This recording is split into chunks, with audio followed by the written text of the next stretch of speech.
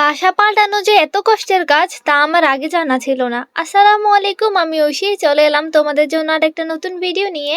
ভিডিওটা কে কোথা থেকে দেখছো একটু কমেন্ট করে জানিয়ে দিও। আমার ফেসবুক পেজ থেকে দেখে থাকলে পেজটা লাইক করে দিও, ইউটিউব চ্যানেল থেকে দেখে থাকলে চ্যানেলটা সাবস্ক্রাইব করে দিও। পেজের নাম ঐশীস ব্লগ, ইউটিউব চ্যানেলের নাম ঐশী ভুয়ান। তো আমরা আমাদের পুরোনো বাসা থেকে নতুন বাসা শিফট হচ্ছি, সেটা তো তোমাদেরকে আমি কম বেশি বলেছি আমার অন্যান্য ভিডিওতে, তো তোমরা জানো সেটা। দেখো প্রতিদিনই হচ্ছে কিছু না কিছু দেখা গেছে যে নিয়ে যাচ্ছি আমি, তারপর আম্মু, তারপর হচ্ছে অন্যান্য মানুষ দিয়ে তো বড় বড় জিনিসগুলো নিচ্ছে। আমি তোমাদেরকে দেখিয়েছি একটু আগে। আর এই যে এখন দেখো একটা রিক্সা ভরে আমি সবকিছু নিয়ে যাচ্ছিলাম আর কি, আমার নিজের প্রয়োজনীয় যেগুলা, তারপর হচ্ছে আরো অন্যান্য জিনিসগুলা। তো এদিকে হচ্ছে আমার রুমের মধ্যে দেখো আমি জানালার মধ্যে কাঁথা দিয়ে রেখেছিলাম, কারণ হচ্ছে পর্দা আনা হয় না এখনো। আমার রুমের মধ্যে হচ্ছে দুইটা জানালা, তো দুইটা বলতে একটা জানালা, তারপর আরেকটা হচ্ছে বারান্দার আর কি, হচ্ছে ওখানেও ঠাই দিয়েছে, সেই কারণে হচ্ছে অনেক বেশি আলো হয়ে যায়। তাই এখন আপাতত কাঁথা দিয়ে রেখেছি। তো সন্ধ্যার সময় আব্বু বলল যে চলো আমরা গিয়ে একটু পর্দা দেখে আসি।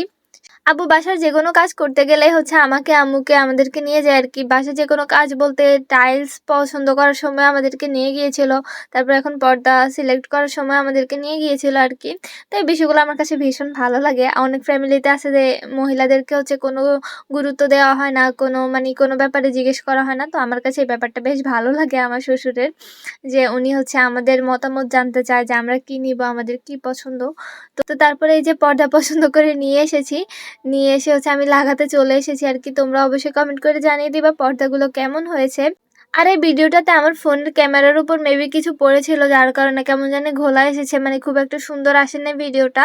তোমরা একটু এটাকে ম্যানেজ করে নাও, কিছু করার নেই। আসলে ভিডিও হওয়ার পর আমি দেখলাম যে ভিডিওতে ক্যামেরার উপর কি জানি পড়েছিল, যার কারণে আর কি কেমন জানি ঘোলাটে ভিডিও এসেছে, খুব একটা ভালো আসে নাই।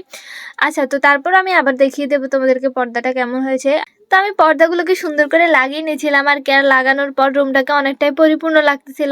যদিও আমার রুমে এখনো অনেক কিছু কিনা বাকি, অনেক কিছু করা বাকি, আমার অনেক প্ল্যানিং আছে সাজানোর। তোমাদের সাথে সবকিছু শেয়ার করবো ইনশাল্লাহ একটু একটু করে। তবে অনেক টাইম লাগবে আর কি, হুট করে সব পারবো না। প্রথমে আগে বড় বড় জিনিসগুলো নেওয়ার ইচ্ছা আছে আর কি, ফার্নিচার, তারপর হচ্ছে এই যে পর্দাও কিন্তু কিনতে গেলে মোটামুটি ভালোই বাজেট লেগে যায়। আব্বুর যদিও লেগেছে, আমার লাগে নাই। তো যাই হোক, তো পর্দা কেনার পর এখন ভাবতেছি আর কি আগে ভালো ভালো ফার্নিচার গুলো নিয়ে তারপর হচ্ছে আমি অন্যান্য সাজানোর কাজে হাত দিব আর কি। সবকিছু একসাথে করতে পারবো না, সাজানোর কাজে তো তেমন একটা বেশি ইনভেস্ট করতে হবে না। এই যে ফার্নিচার গুলো কিনলেই হচ্ছে তারপর আস্তে আস্তে কিনে ফেলতে পারবো ইনশাল্লাহ। তো আজকের ভিডিও পর্যন্ত, সবাই ভালো থাকবে এবং আমার জন্য দোয়া করবে। আর ভিডিওটা কেমন লেগেছে সেটা অবশ্যই কমেন্ট করে জানিয়ে দিবা। আর পর্দাটা কেমন লেগেছে, পর্দাটা কিন্তু আমাদের বাসার কালারের সাথে, টাইলসের কালারের সাথে সবকিছুর সাথে ম্যাচ করে নেওয়া হয়েছে আর কি। তোমরা একটু কমেন্ট করে জানিও আর কি কেমন হয়েছে। আল্লাহ হাফেজ, আসসালামু আলাইকুম। দেখাবে নতুন কোনো ভিডিওতে ইনশাল্লাহ।